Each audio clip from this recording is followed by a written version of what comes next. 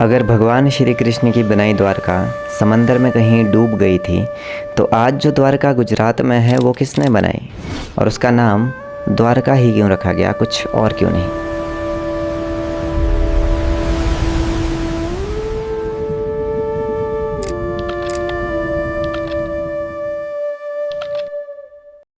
आपको क्या लगता है, द्वारका महज एक कहानी है या फिर इतिहास का एक ऐसा सच जिसको आम इंसान के लिए समझना नामुमकिन सा है। आप जो कुछ भी सोचते हो द्वारका के बारे में, इस वीडियो के ख़त्म होने से पहले आपको आपकी सोच पर एक क्वेश्चन मार्क ज़रूर आ जाएगा। हरे कृष्णा कृष्ण कृष्णा हरे हरे, हरे राम राम राम हरे हरे, हरे कृष्णा कृष्ण कृष्णा हरे हरे। हिंदुज़म में अनेकों भगवान हैं और उनकी कई सारी कहानियाँ। तो आज हम हिंदुज़म और कुछ साइंटिफिक एविडेंस के हिसाब से द्वारिका के सच को जानने की कोशिश करेंगे। तो चलो फिर कहानियों से शुरू करते हैं। मथुरा के राजा कंस का पाप बढ़ता चला जा रहा था, जिस वजह से एक रात आकाशवाणी से कंस को एक वार्निंग आती है। एक बात उसको बताई जाती है कि उसकी जो बहन है देवकी और वासुदेव के जो 8वें पुत्र हो गए वो उसकी मौत का कारण बनेंगे। कंस ये बात सुनते ही अपनी बहन और बहनोई यानी देवकी और वासुदेव जी को जेल में डालता है और एक एक करके उनके बच्चों को मारना शुरू करता है जन्म के बाद। और फिर अष्टमी की रात भगवान विष्णु कृष्णा के रूप में जन्म लेते हैं और उस रात एक ऐसा जादू होता है जो उससे पहले कभी नहीं हुआ था। जेल के सारे लॉक्स अपने आप खुल जाते हैं। सारे के सारे सिपाही जो पहरा दे रहे थे वो एक गहरी नींद में सो जाते हैं और वासुदेव जी बेबी कृष्णा को एक बास्केट में डालकर यमुना नदी को क्रॉस करते हुए गोकुल छोड़ आते हैं अपने दोस्त नंद बाबू और यशोदा मैया के पास। और अगले ही दिन गोकुल में जन्माष्टमी मनाई जाती है। कृष्णा का बचपन गोकुल और वृंदावन में बीतता है, जहाँ पे उनके बचपन की बहुत सारी कहानियाँ हैं हिंदुज़म में और वो माखन चोर के नाम से भी जाने जाते हैं। लेकिन 14 साल बाद, जैसा आकाशवाणी में बताया गया था, कृष्णा जो है वो मथुरा जाते हैं और मथुरा जाकर कंस का वध कर लेते हैं, कंस को मार देते हैं। और इसके बाद जो कंस के ससुर थे जरासंध, वो बहुत ज़्यादा बौखला जाते हैं और वो 1-2 बार नहीं 17 बार मथुरा पर अटैक करते हैं, जिस वजह से मथुरा की जो जनता थी वो बहुत ज़्यादा परेशान हो जाती है ये बार के हमलों से। तो वो भगवान कृष्ण से हेल्प मांगते हैं और फिर भगवान कृष्ण सौराष्ट्र यानी गुजरात के एक घाट पर जाकर समुद्र देव से थोड़ी सी ज़मीन मांगते हैं और उसके बाद विश्वकर्मा जी को कहते हैं कि एक ऐसा शहर बसाओ जिसमें हर एक तरह की सुख सुविधा हो, एक ऐसा शहर बसाओ जहाँ पे लोग बस खुश रहे। और ऐसे करके द्वारिका बनाई जाती है, द्वारिका का निर्माण होता है। द्वारिका के बनने के बाद द्वारिका के डूबने की कहानी भी हिंदुज़म में है।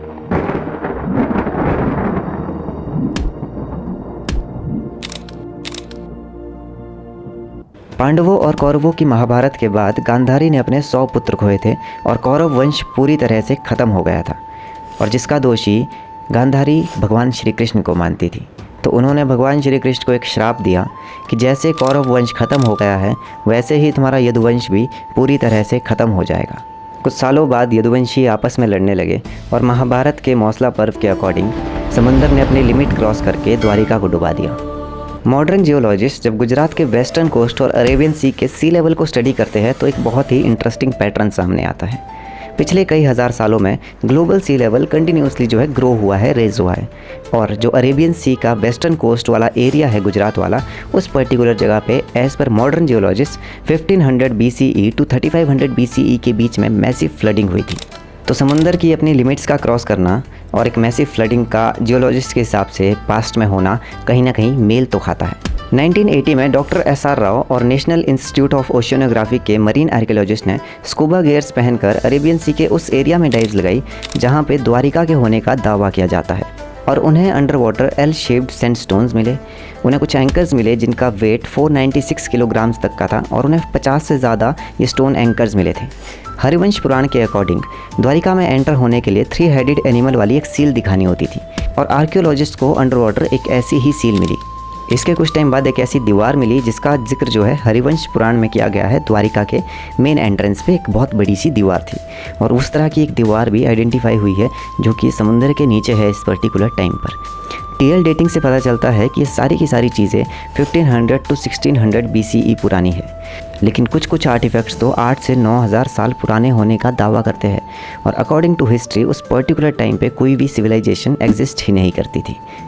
अकॉर्डिंग टू सम एक्सपर्ट, समुद्र में कॉन्टीन्यूस वेव फ्लो होने की वजह से किसी भी पर्टिकुलर चीज़ की एग्जैक्ट एज आइडेंटिफाई करना थोड़ा सा डिफ़िकल्ट है। लेकिन इन सब एविडेंस से एक बात तो क्लियर हो जाती है कि कई हज़ार साल पहले उस जगह पे एक शहर बसा करता था जो शायद हिंदुज़म के हिसाब से द्वारिका था। अब सवाल आता है कि अगर भगवान कृष्ण की बनाई द्वारका, जिसके आर्टिफैक्ट्स हमें मिल रहे हैं, समुद्र में कहीं डूब गई थी, तो आज जो द्वारका गुजरात में है वो किसने बनाई? According to historical and archaeological records, जो द्वारका गुजरात में आज है वो एक बार में बनी हुई कोई शहर या मंदिर नहीं है। 2500 सालों में ये मंदिर और शहर कई बार बना और तोड़ा गया है।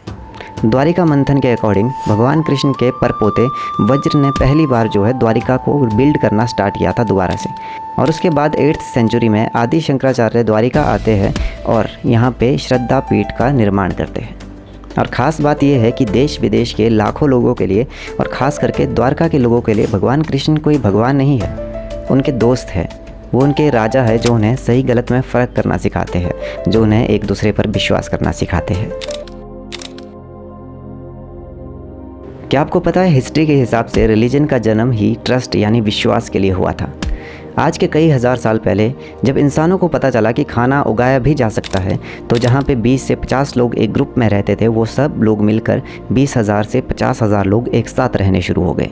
अब ऐसे लोग जो एक दूसरे को नहीं जानते थे, ऐसे लोग जो एक दूसरे की भाषा नहीं समझते थे, वो लोग एक दूसरे पर विश्वास करने लगे, क्योंकि उन लोगों को लगने लगा कोई है जो उन्हें देख रहा है, कोई है जिस वजह से बारिश होती है, जिस वजह से धूप लगती है, जिस वजह से खाना उगता है और जिस वजह से वो लोग ज़िंदा है।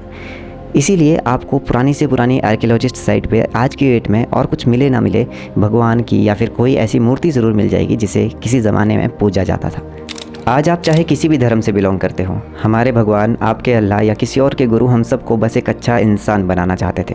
मुझे पता है आप में से बहुत सारे लोगों को रिलीजन के बारे में मुझसे कहीं ज़्यादा पता होगा, लेकिन भक्त बनने से पहले शायद हमें एक अच्छा इंसान बन जाना चाहिए। द्वारका के होने के प्रूफ्स तो समंदर में हमें कहीं ना कहीं मिल ही गए हैं, लेकिन जिसने द्वारका बनाई उसकी सोच को ज़िंदा रखना हमारा और आपका काम है। अगर आपने यहाँ तक वीडियो देख ली है तो चैनल को सब्सक्राइब करो और कमेंट्स में बताओ आपका क्या कहना है इस बारे में। मिलते हैं एक नई वीडियो में एक नए किस्से और एक नई कहानी के साथ।